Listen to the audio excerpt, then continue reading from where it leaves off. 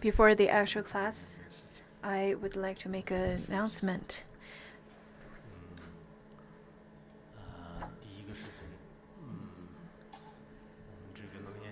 First of all, is that in fact the Surangama Sutra will conclude for this year by next Monday and Tuesday.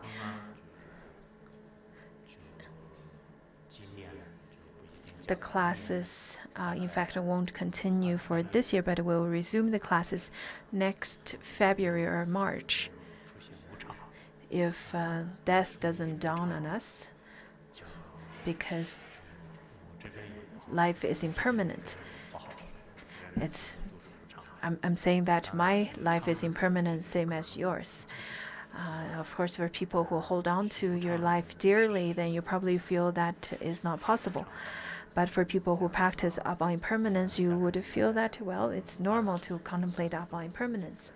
So next Monday and Tuesday, we'll have last 2 classes for this year on the Surangama Sutra. And it will have winter holiday, and then we'll resume the class next February or February or March, because I know there are people who don't listen to other classes, but only Surangama Sutra. Therefore, I would like to make such an announcement to you. Another thing is about our constructions over here. There are the volunteers or our staff member who work on the project of constructions. In fact, this year, because it's getting colder, so our constructions would conclude for this year as well very soon. And for people who work in other posts and positions, I know that you still will have to continue with your your volunteering works. And over here, I would like to take this opportunity to express my gratitude to those of you who work as a volunteer to serve the Sangha and serve for other communities. In fact, I know it is very difficult to serve others. It is very difficult to consistently to serve others. So I'd like to extend my gratitude to all of you. Let it be that you work, you have a big position or small position, or do only very little things.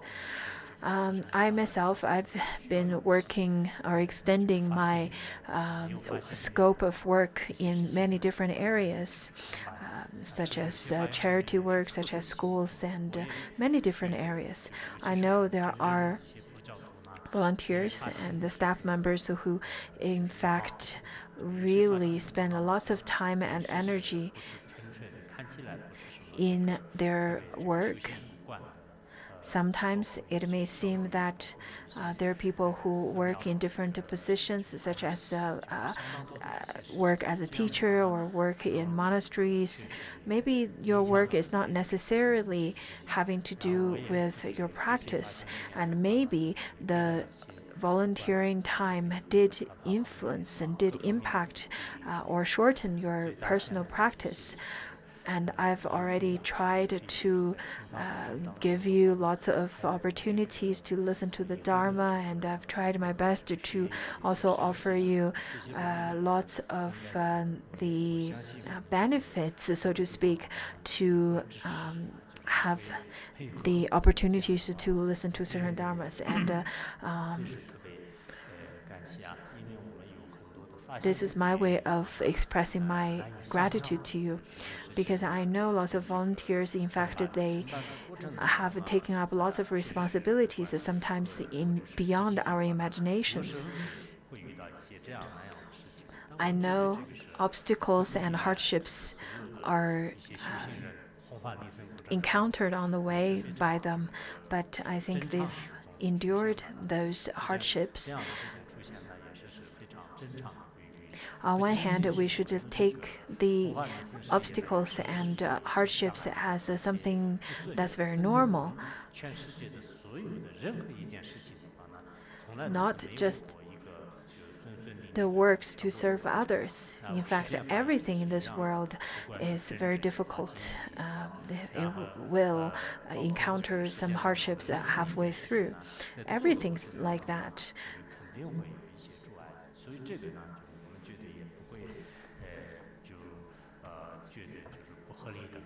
And I think it's rather quite normal. And I think this is something that we should then work through, and this is something that we should try our best to persevere all the way through. And do not get too entangled into those obstacles. So that's something I would like to address today. The second thing, which is to express my gratitude to those of you.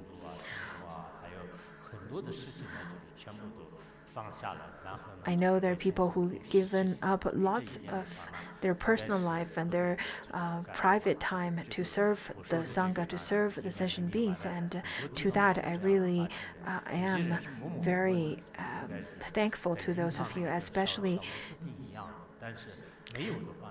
I noticed that there are people who, in fact, work in small positions, or rather not known by people, but they continuously to work in such group.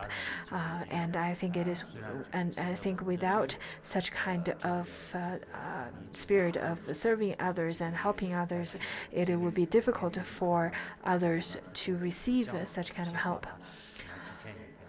So this is something that I would like to address before the end of 2019. This is the message of gratitude and thankfulness to the people who serve the others, who serve the Sangha, who serve selflessly. So I myself, I'm very thankful. Maybe I never had the opportunity to personally express my gratification to you, but at least I really hope that you would hear this message that I am expressing today. I myself pray to those of you who serve others and hope everything goes well and everything it would be auspicious to you. And then the third one is there's a Vajrayana dictionary that is then underway of editorial. I've had this plan, but it's been prolonged. Last year, we initiated this list that we asked the people to sign up, whomsoever want to work on this dictionary. And mostly I would ask for people who want to work on this dictionary inside Larongar. I don't really need lots of people from the English version. At first, I really need the Tibetan and Chinese volunteers.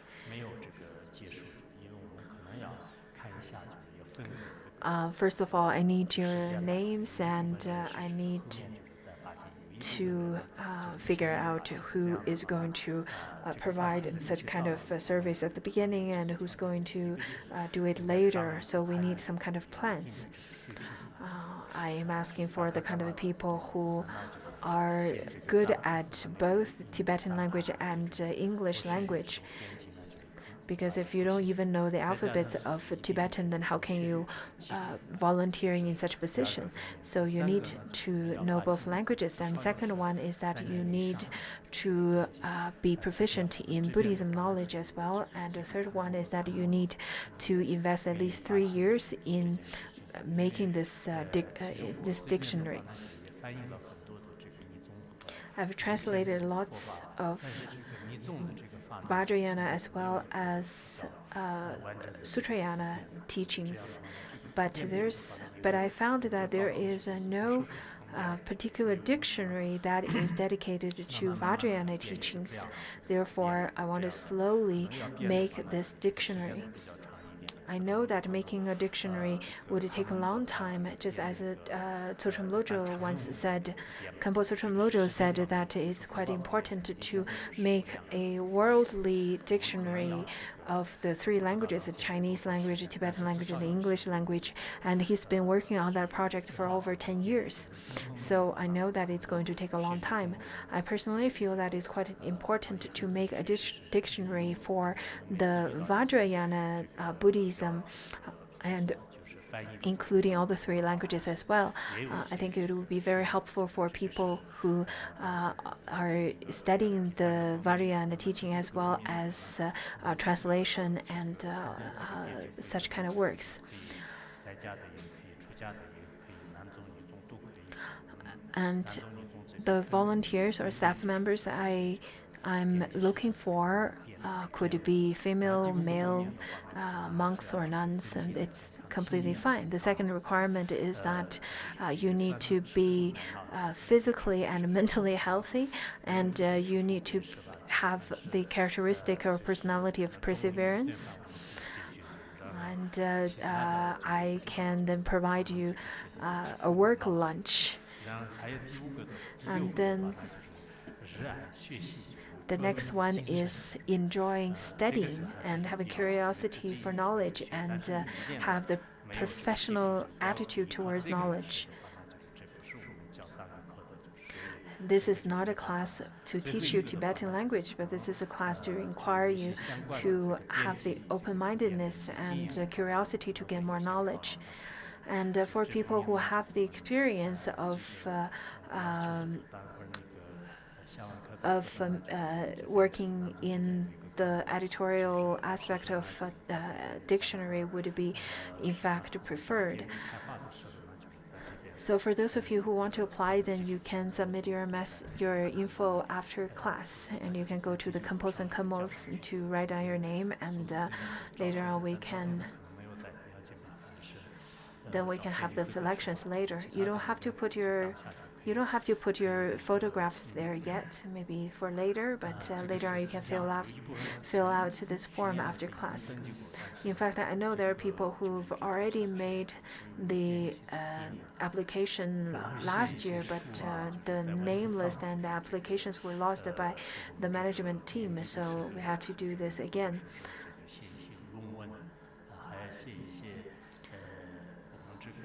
When you're writing essays at the end of the year, and when you're writing your personal experience of studying Dharma, I really hope that for those of you who have the ability to write your own stories, to write your experience, to write your any kind of stories that you have, sometimes it would be also quite meaningful. So now let's actually get into the actual class. Yesterday, I felt that my teaching was not really great. I felt that it was not enough, but people told me that the words that I taught yesterday was about 14,000 words, which were quite a bit. Recently, I'm not keeping up with good health, and Compos and Commos last night when they were reporting to me after class, I didn't feel that I could hear it. So I feel kind of tired. And today, I'm not sure what kind of teaching I'm going to give today, and it really all depends. Let's just be very spontaneous.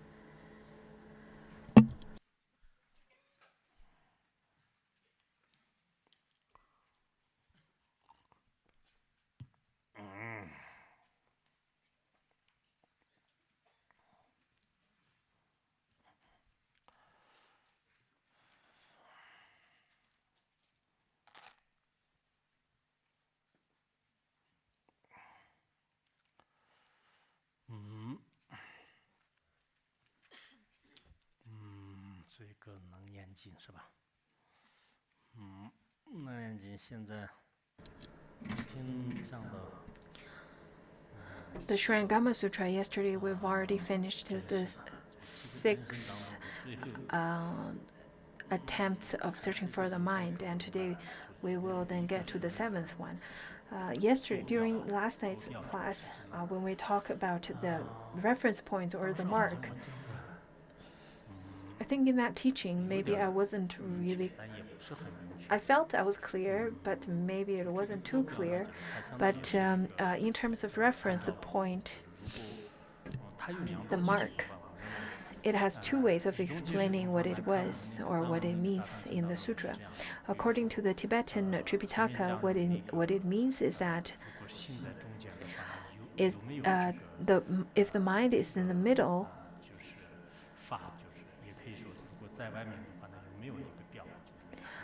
then do you have a mark that marks the middle? If there is no mark on the outside to show that it's a middle, then it is just like the space. Then you cannot say that it's the middle. Or if it has the middle, if it is then set on the middle, just as if my mind is here where the cup is, when I look at it from the east, then it is in the middle of west and east. And if this reference point were to be closer to me, then this mark is no longer exactly in the middle anymore. Or if you were to move it to the other side, then this mark is no longer in the middle as well. So this mark, this so-called reference point could be mind, refers to the mind. Everyone has a mind. And then if you were to say that the mind is in the middle of west and east, if I were to move it a little bit closer to the east, then it is no longer in the middle. If I were to move it towards a little bit to the left or to the right, then it is no longer in the middle either. Then in such a way, you cannot say it is in the middle. Or if you were to say that if the person is here and then the mind is over there, then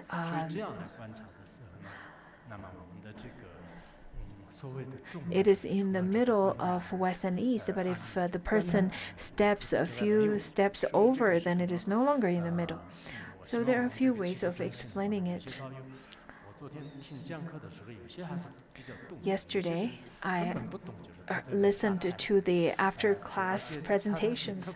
How I felt was that they didn't really understand the content of the class, and they were just guessing. If you don't really understand, then it is the best to be very humble and listen to others' explanation rather than pretending to be very confident and then deliver a presentation. It is the best to listen to it again and again so that you will gain clarity on the content.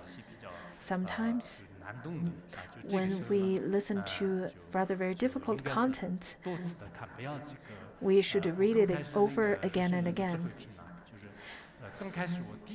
What I did with the difficult content, such as the wisdom chapter of the way of Bodhisattva, I read it over and over so that later on I finally understood it. Similarly to the Buddhist logic, at the beginning I didn't understand it, and then I read lots of reference books, and then I also contemplated upon myself so that later on I finally gained understanding of it.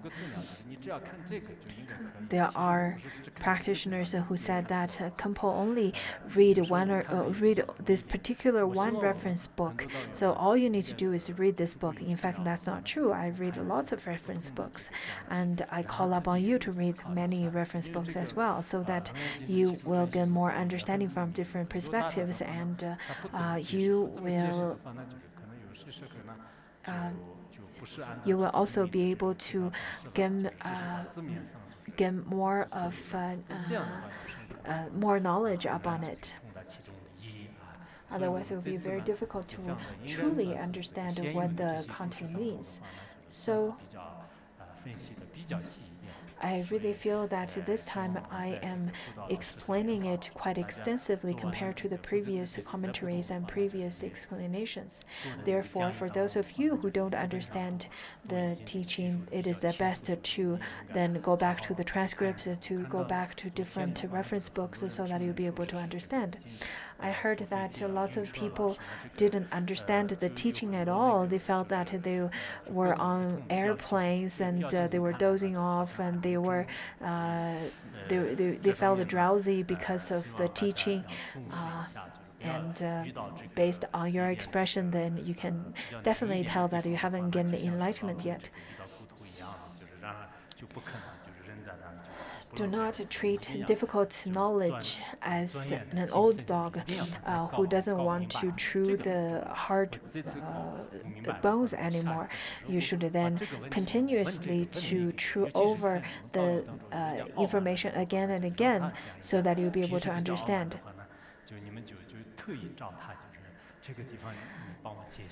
There are people who usually feel really quite arrogant about their knowledge and their understanding. Then it is best that you can go to those people and then ask them to explain it to you. I think in this way, it is quite beneficial to both of you. Yesterday, I've already finished the 6 attempts of searching for the mind. In fact, I wanted to finish the 7, but we ran out of time yesterday, so let's finish it today. Ananda at that time said to the Buddha, said that, world-honored one, when I have seen the Buddha turn the Dharma wheel in the past with the great Madhgalyana, Shubhuti, and Purna, and Shariputra, the 4 great disciples of yours, I heard that you were giving them teachings. And then you often say that the nature of the mind which perceives, makes discriminations, and is aware, it is in fact located neither within nor outside nor in the middle. So he said that it is not in the outside, not inside, not outside, nor in the middle. Remember yesterday, we already studied how the mind is not between the eye nor the object.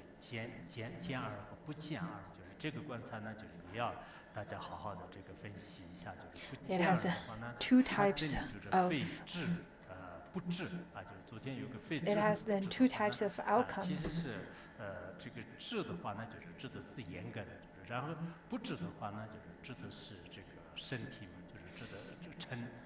It is neither then the eye nor the object.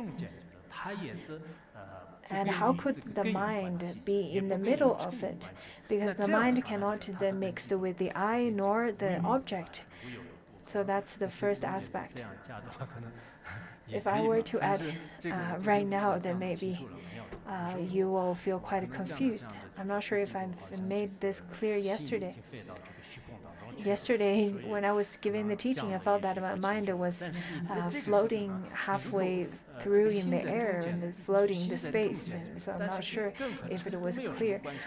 Yesterday, we talked that if the mind is between the eye and the object, how could the mind mix with it? Does the mind mix with the eye or the object? If it does, then everything is mixed together and it is a chaos. If it doesn't, then it doesn't make any connections with the eye or the object. Then it doesn't make any sense at all.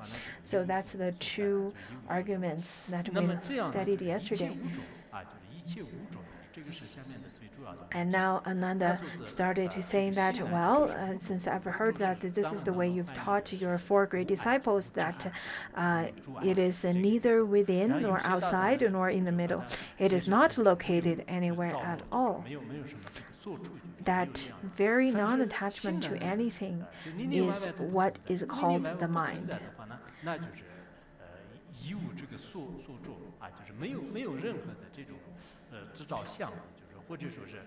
So this very non-attachment, my mind,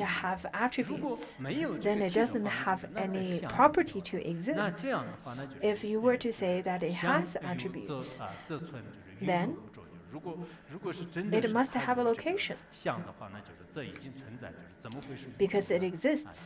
就是 Then how can you say 如果 that 你 it 真的 is 说 non-attachment, it is unattached. 有的就是有的嘛。 If you were to say that it exists, then it has attributes. If it doesn't have attributes, if it doesn't exist, then it doesn't have 那么有 attributes. 相的话，那就是相有则已经存在，相有则已经存 If 在。 you were to say that it has attributes, then it 不着 exists. 的话呢，一 And 定 if 会 it 接触和 exists, 阻碍的是没有的东西。 It must 那 be 这样的话 attached 它 to 明明是 something. 有相，明明 It 是有 must be 气场的 touching 那 something. 就像我 Then 们 how 的 could you say 金 that 子 it 啊 is 种子啊 unattached? 差别啊 Let's 这 look 这 at 些 our 所有 cups 的 and 这个 our 有为法则是一样 thermos 的 and 应该是 our 存在。 pillars. In fact, all of 有相的 these 东西的话 things 那 that 怎么会是无物 exist, 种呢？其实这样 they 也是它 have 说不出来， attributes 因为 and 这 they 样 are 的性 attached 相 to 的性 certain 的话呢 things. 那性的这 Over 个 here, 本 we're 质 talking 性的 about 迹 mind. 象呢，就 What 是 is 安 the 娜并不是承 attributes 认 or 我们尽 characteristic 量说的是 of 这个 mind? 什么自信这个空性啊，本性 Over 自 here, 信 Ananda 本性空性，自信光明，就是它这样的 didn't 这种这个 express it in the way that 什么 the mind 这 is 个如梦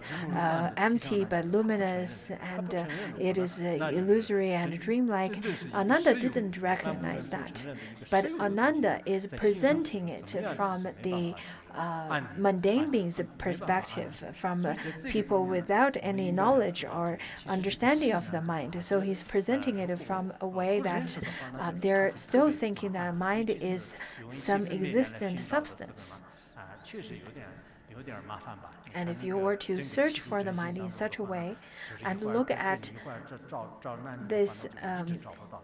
所 and 以说 follow 这 this 个 logic 如果 and 没有 go 一个 through 很 this 好的 seven 跳 attempts 跃 of 没有一个 searching 刻 for 意 the 的话呢， mind, 新的这个本 then 体 you'll 认 be 识的 able 话 to 呢，可能撤 understand 得越来越远啊。 what the mind is.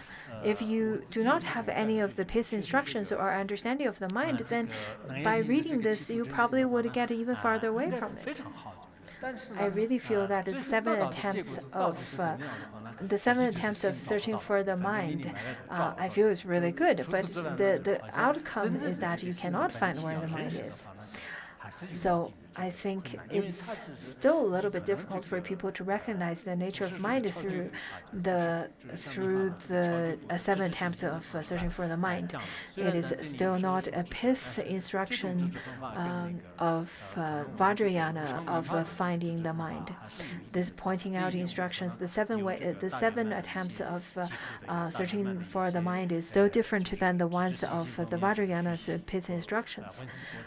So for people who had such studies and profound studies into different treatises and Vajrayana teachings, you probably already have already understood what I meant. Over here, then the Buddha pointed out that this so-called non-attachment mind has nowhere to be found.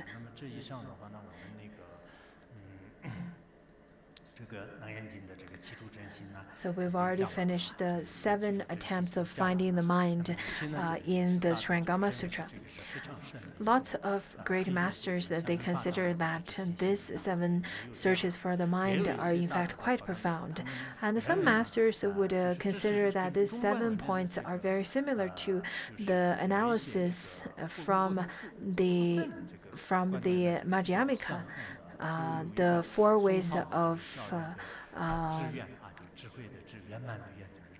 arguing that the 4 kinds of birth are not valid in Madhyamika, such as Master Ji Yuan from the Song Dynasty. He said that this is very similar to the ones of the Madhyamika teaching, such as the first one and the third one, that it talks about how mind is not inside nor in the root or in the faculty. In fact, it is then a way to refute that mind is not born from within, and the second one is not outside. Then it is refutation on that mind is not born from outside, and then the 4th one and the 5th one talks about it is not born together, and the 5th one. 5th one and the 7th one, where it talks about mind is where Ananda where Ananda thinks that mind is non-attachment, then over there it is a refutation from the analysis of Madhyamika, where it talks about that mind is not where there is no birth of out of no cause.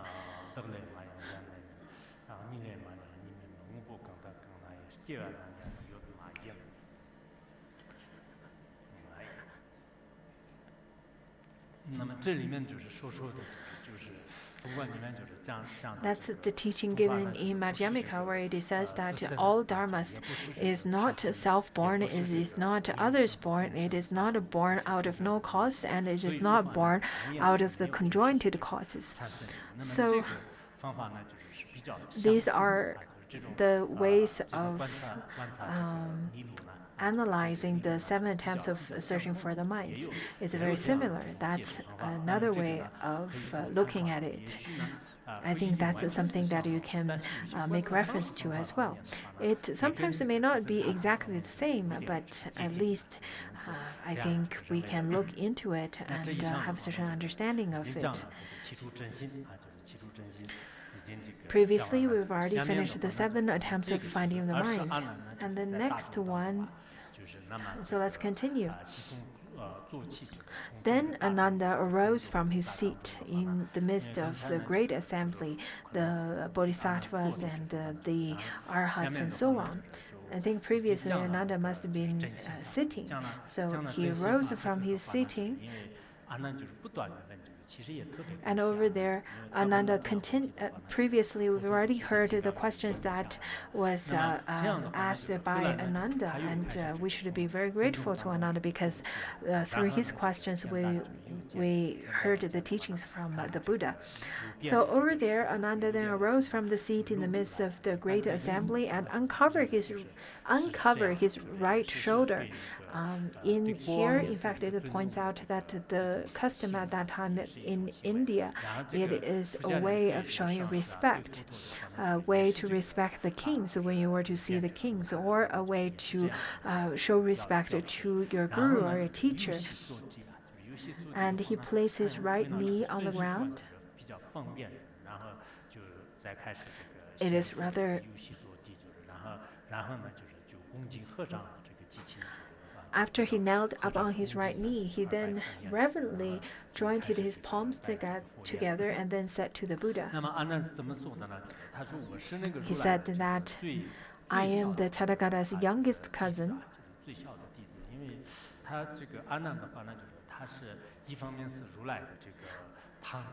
On one hand, Ananda is the youngest cousin of the Buddha. On the other, he is the attendant of the Buddha. In fact, he is the son of Shuklodana, who was the younger brother of Shuddhodana, and Shuddhodana was the father of Shakyamuni Buddha. Shuddhodana has 4 brothers, and each one of them had 2 sons.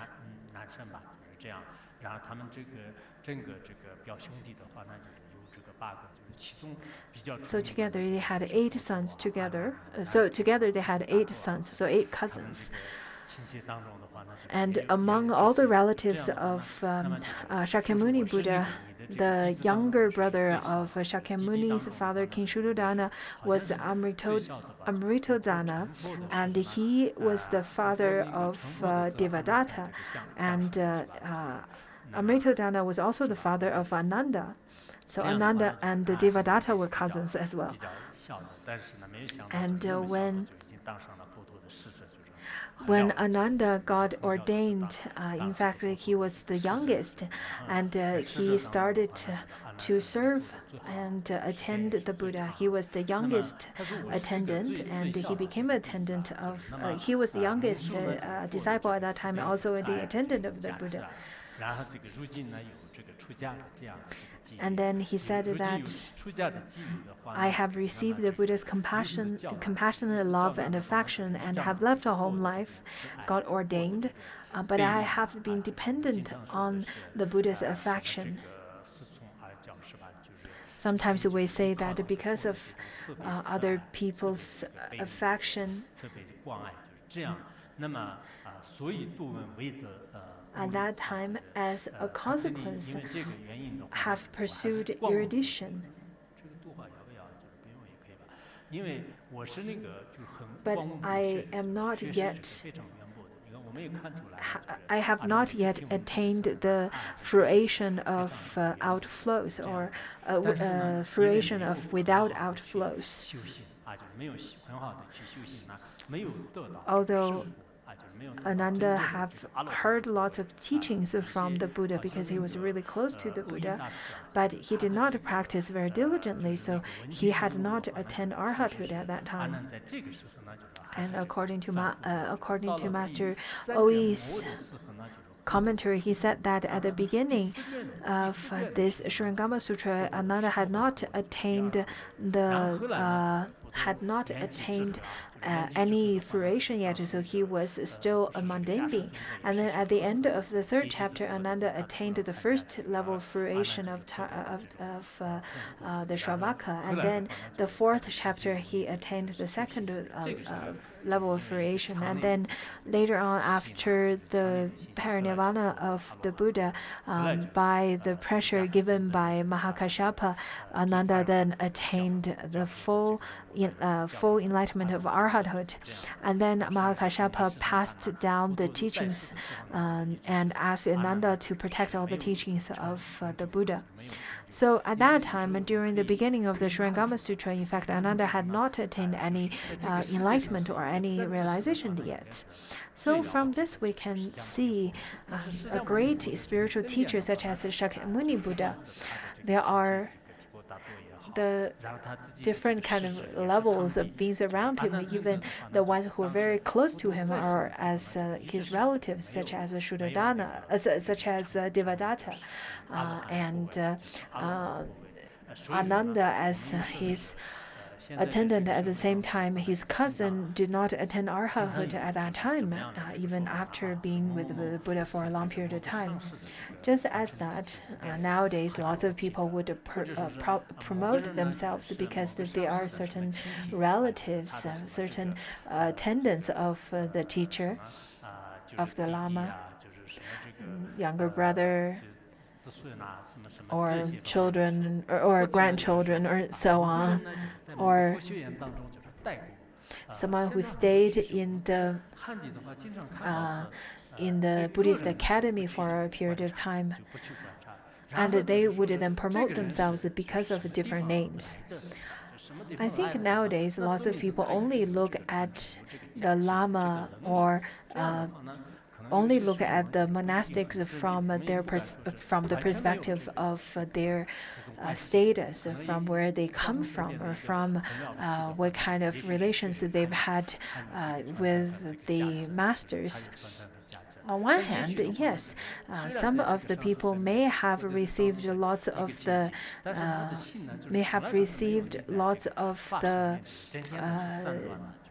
oral transmissions and blessings from the teacher. But on the other hand, there are people who are rather quite arrogant and did not listen to the Dharma from the teacher. Rather, their only focus is on their own well-being and not the Dharmas.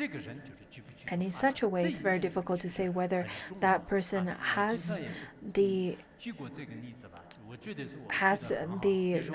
requirement of being a good teacher. In fact, I think this kind of prerequisites are quite important to scrutinize before you listen or before you study under certain people. Just as nowadays, there are people who want to be a teacher for want to be a kindergarten teacher, and even to apply for a kindergarten teacher, you need to have prerequisites, and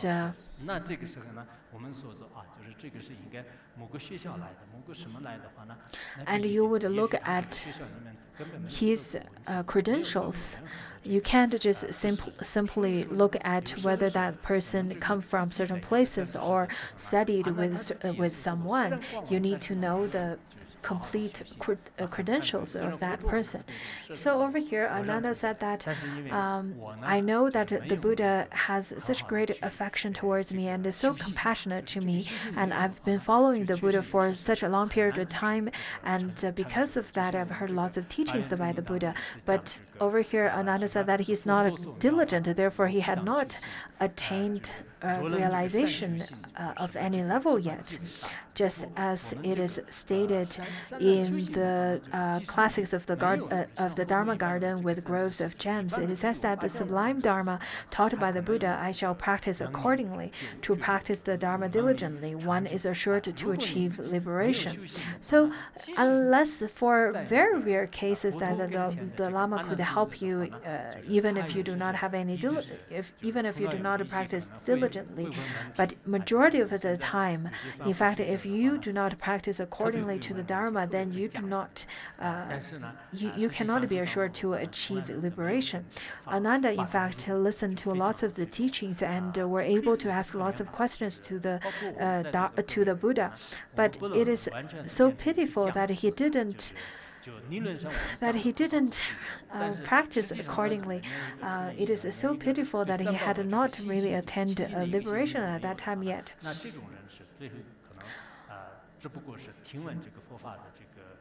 So if you were to only listen to the teachings without any practice, then you can call yourself a scholar but not a practitioner. And all the teachings that you study would not help to eradicate your own afflictions at all. So that's such pitiful. That is very pitiful. Therefore, it is quite important to find a teacher who are fully qualified and then practice accordingly. You should not just go to all the teachers, go to the famous and well-known teachers and just take photos. There are people who would come to Larungar and they would take photos in Larungar. They would take photos with certain lamas and tokus, and then they would take those photos and go outside and would say that they come from Larungar. There are many people come from Larungar who visit Larungar. There are tourists who come to Larungar and take photos over here. But how could you say that there are people who are qualified to teach the Dharma, who are qualified as being a teacher? Another aspect of it is that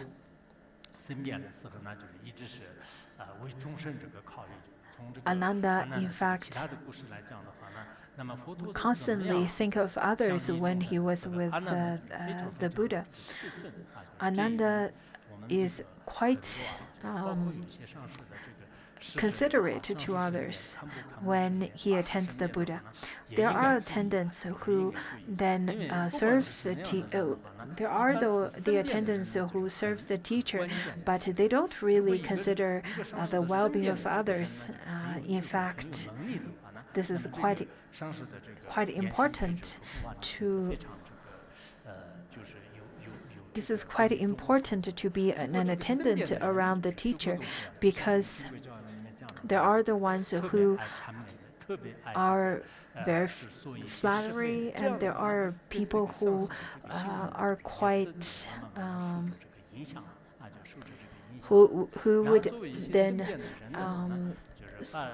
gossip a lot, and in such a way the teacher would get influenced by these kind of people as well. Another thing to address Another thing to keep in mind is that while you're attending a teacher, while you're serving a teacher, then you should remember that the teacher is not yours. The teacher is for the sentient beings. You should not try to control the teacher. You should not then try to keep the teacher only for yourself. And in such a way, it really would create obstacles for the teacher. The teacher says something, or the teacher sees someone, or the teacher's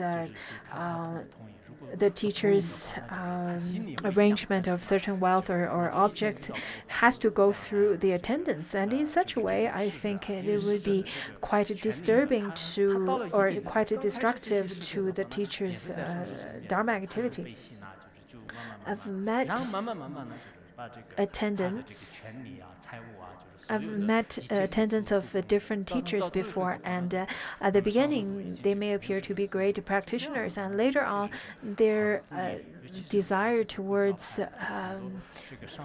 their desire for the power started to increase, and then they want to get involved with all the aspects of the teacher, and then they want to stop the teacher's certain doing, and so on. So I think it is quite important to give the teacher certain freedom. And by keeping the teacher not free, it would create difficulties and negative karma for yourself as well.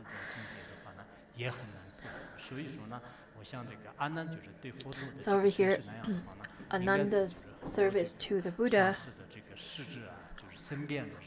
should be studied by the attendants of different teachers or close people of the teacher. Lots of people would say that, oh, the teacher is ill, the teacher is going to pass into parinirvana very soon, the teacher is very tired, and so on. They would constantly say things like that. Once I remember that Pontsa Rinpoche was taking rest in the resort of Chengdu, and someone came, wanted to see Pontsa Rinpoche, and I told that person saying that Pontsa Rinpoche is taking rest, so he can't see you right away. And Pontsa Rinpoche, after heard of the story, Pontsa Rinpoche said, you should have told me, and you shouldn't have asked the people away. But sometimes when I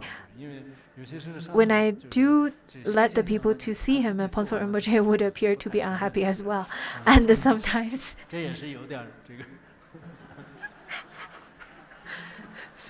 they would refuse what they would refuse what they said before.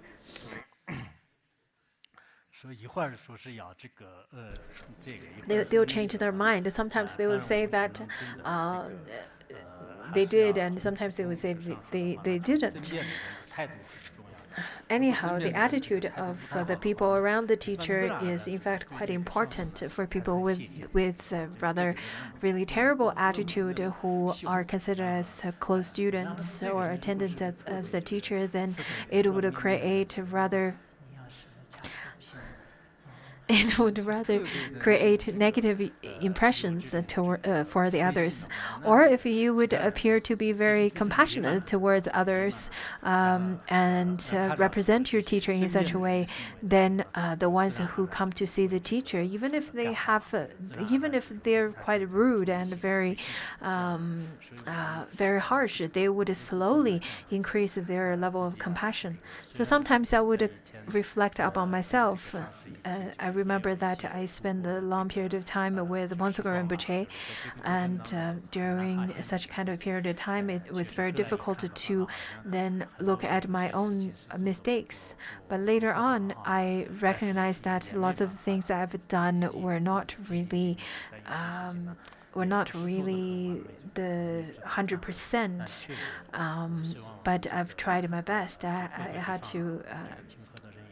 had to say that I've already tried my best, although I cannot really alternate the things that had gone before.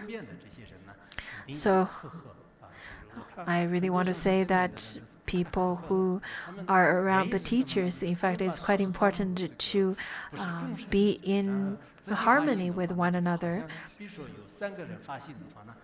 Sometimes 3 people, if they're working together on a project, they would be in competition.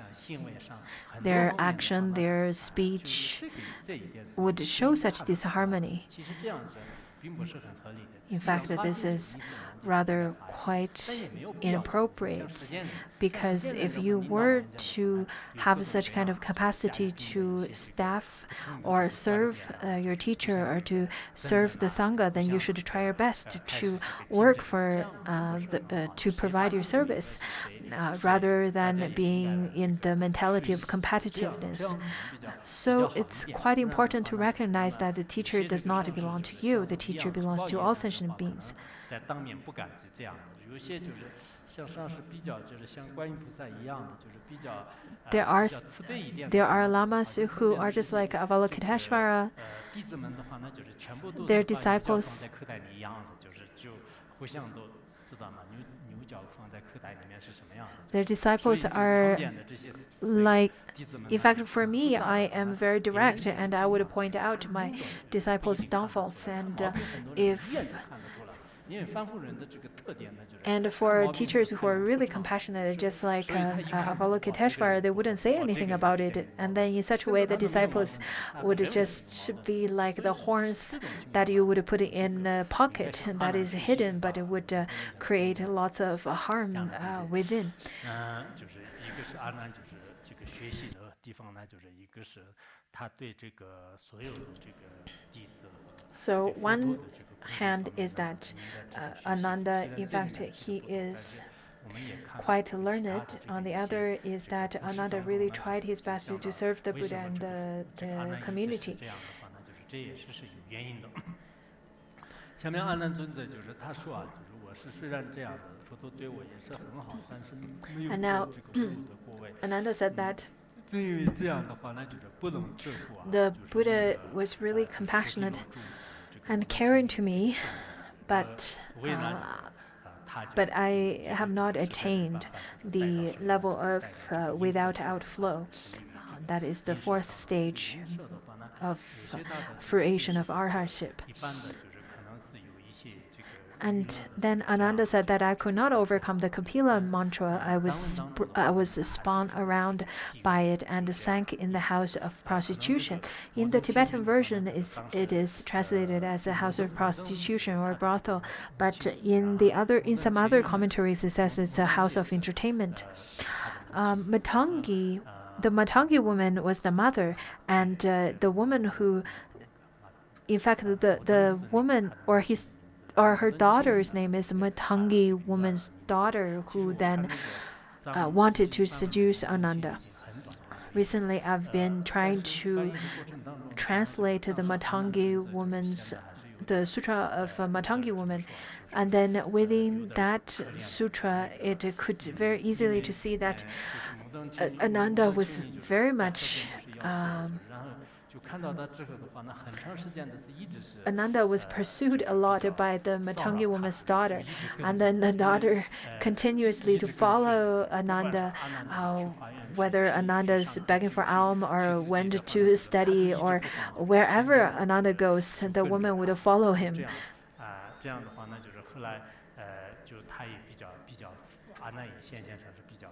And then Ananda was really upset about it.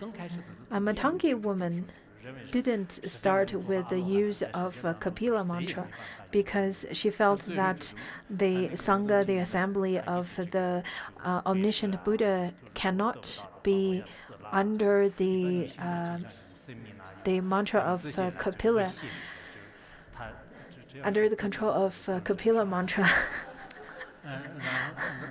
And then the Kapila woman's daughter started to threaten her mother by committing suicide. And because of such threatening, the mother had to use this Kapila mantra to seduce Ananda. At the beginning, the mantra's strength was not that strong. But then the mother closed the doors and the windows and closed Ananda inside the room. And the daughter said that if you were to keep the windows and doors, I will turn Ananda into my husband by the evening. So you should keep all the doors and windows locked. And around the evening time, then the Buddha's blessings dawned and then saved Ananda.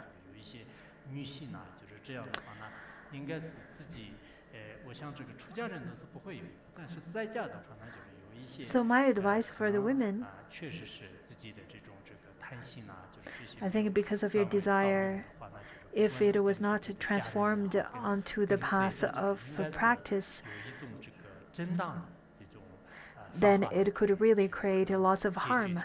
Therefore, it is quite important to make sure that you can use reasonable methods to to resolve your relationship issues and your great longing and desire. Especially, do not threaten or commit suicide. This is quite important to remember. Recently, a famous celebrity, a Korean celebrity, committed suicide, and the media stated that her name was Soli, and she committed suicide. She was one of the well-known celebrity in Korea. She started her training to become a celebrity around the age of 11 or so, and then around the age of 15 she got really famous, and she committed suicide, and she died yesterday at the age of 25. Many media reported that she had severe depression. Many people committed suicide because of depression, and there are lots of women who committed suicide because of loss of relationship or not getting what they want. And I think the main thing is that they had not found the true mind that they have. It is quite important to remember. In fact, in this world, we are not really of lack of anything. We have everything in this world. We have, we can be content with what we have, but because of our grasping and desire, then we'll suffer because of that. When we were young, so I think young people, it is quite important to supplicate to the three jewels often and tame your own mind. This is quite important to practice the method of taming the mind. If you were to learn to practice or to practice the methods of taming your mind, it would be rather quite easy. Depression is quite terrifying nowadays, even within practitioners. From Buddhism's point of view, I think it has something to do with grasping. You probably would feel that you're under pressure, and you probably feel that you're useless, and you probably feel that you're not taken care of or taken seriously by others, and maybe you feel that you're of no value to others. Continuously, if you constantly think in such a way, if you have this kind of concepts again and again and think in such a way, you will only then add into this symptom of feeling useless.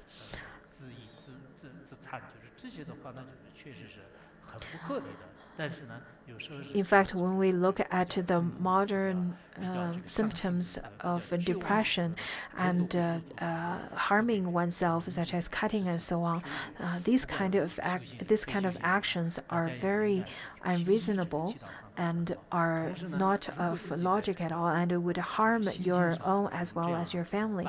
So, when you have afflictions, when you are under depression, do not continue to fetter yourself in the mood of depression and in such kind of thinking pattern. It is quite important to get out of that thinking pattern.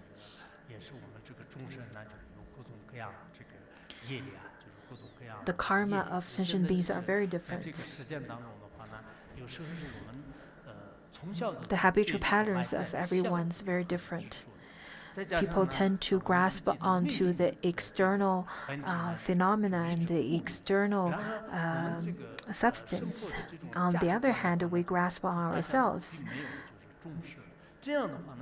And we don't really have a true value, our world value and our value for ourselves. So we don't really have any standard for such value. And if we don't have such kind of value, then it would only drag us into the quagmire of the afflictions that we made for ourselves. And then it could lead us to very disappointing actions of our that which harms ourselves. 但是呢，其实有烦恼的话，那很 I 难 know 实现 that Dharma practitioners also have afflictions, but I think since we've already studied the Dharma, then we have the methods of working with such kind of afflictions. And we can work with the afflictions from the Sutrayana's point of view, and we can look at the nature of our afflictions from the Vajrayana's point of view. 自己有一些调整的这个方法。 So from this point of view, in fact, the methods or the tools to work with afflictions differs us as Dharma practitioners than those of who are non-practitioners.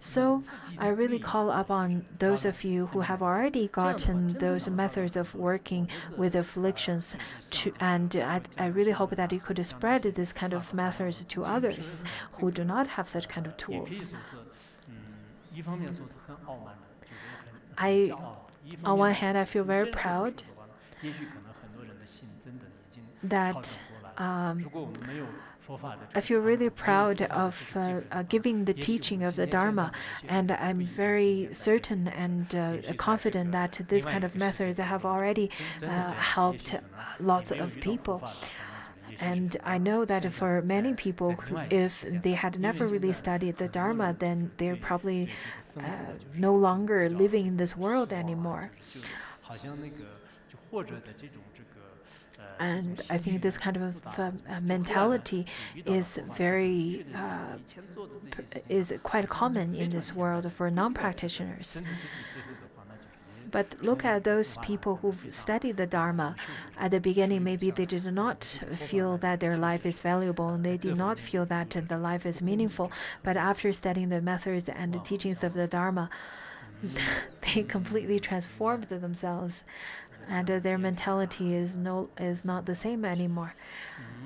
那就这样的，就是然后呢，就是因为这个呢，就是不止这个真迹所以啊，就是因为我为什么是那个被那个这个咒术啊，就孔子呢， And 实 then 际上 Ananda 自己 continued to 根 say 本 that 不知这个真迹， the 没 reason 有 I 碰到 was 这个 under the 真迹， control 没有 of 碰 the 到如来 mantra 藏，没有 Kapila, 碰到 it is 真 all 因 because 是 I did 是 not 真 know the location 所以 of 说 the 呢， realm 阿难 of 他就遇到 reality. 了 I 佛 did 愿 not 这 know 个 the 特别 ultimate 有这个 truth. 出发的这个 So 心理。 after 然后 going through this 他就这 hardship, 个不愿 Ananda 意 had 是对 this 吧 great 大慈 longing 大悲啊， to 所以 study 开 the 始 reality, 我 to 们这 study 个 the ultimate 就 truth. 这些众生，包括这个阿罗汉呐，什么这些这个 I only 三 hope 弟 that the 子， world 就 honored 是 one 我 out 当 of great 啊，就是我 kindness and 当， pity 然后三 will 摩他 instruct 这 us 个 in the 三摩 path 他 of 三摩 Shamatha 三摩他 guide, 子就是 the 三摩地， in the 参 path of 参地 Shamatha, 这个 guide 参地 the 道啊，就是 Ichantikas and 您这些 overthrew 呢， the 您这些忏 Malichas. 体 Over 忏 here, 四种 Shamatha 上面 shows 三遍 it's 的这些 the 东西。 Shamatha meditation or 您 Shamatha 这些有 practice, 这 and 个 then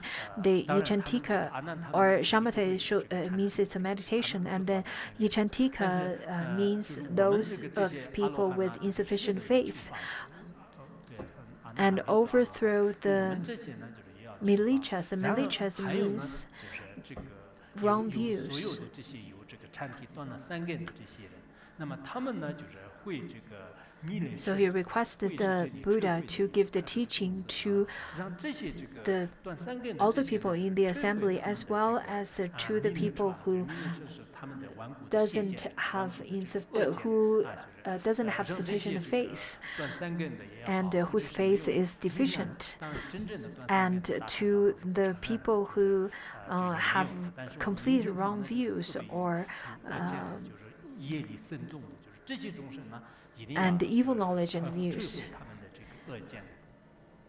然后这个阿难这样说完了以后呢，就是他开始 After he had 继续 finished 就是向佛陀 speaking, 虔 then 地 Ananda 然后 placed 那个 his 时候 5 呢，就 limbs 是 on 所 the 有的 ground 这个 and 大 started 众 to 啊，所有 prostrate 的大众的 along 话 with 呢， the 就是 entire great 群起 assembly. 跳出啊，就他们呢 They 就是身心 then 他这里 stood on 清楚的 tiptoe 话呢， and 就是 waiting 看那个天性刻 attentively 画 and 特别 thirstily 有 and 好像那个 and 就是我们特 respectfully 别可干的 and 师傅呢，就是 really 很想这 longing 个 to 希望 hear 得 the 到这个 instructions, 虽然 just 像 as 这样 how 这 a 个特别 thirsty 像刻 person 画 would 他的这个心境 then 然后那个 have 消 this 耗的话 great 呢， longing to 就 receive 他的这 water. 个就像这个香囊这 Water, 个带着 they 这 were 个 then 事物，就是他 standing 从 and 身体上的这个 tiptoed 表情， to 也 receive 特 the 别的这个 instructions 镇 from 定， the 一直 Buddha. 呢就是往 And they 一 have 直 this 一直 very 看着这个 sincere 佛 and 陀， really 他那个 respectful veneration towards the Buddha, and then longing to receive the instruction from the Buddha. They all want to listen to the teaching given by the Buddha. In fact, it is quite important to know that our mind and our physical body at the time of listening to the Dharma is quite important. I noticed, in fact, the collective attitude of everyone listening to the Dharma is very good, even when I'm speaking for a long period of time. Maybe we should stop here today, otherwise it will get rather quite long.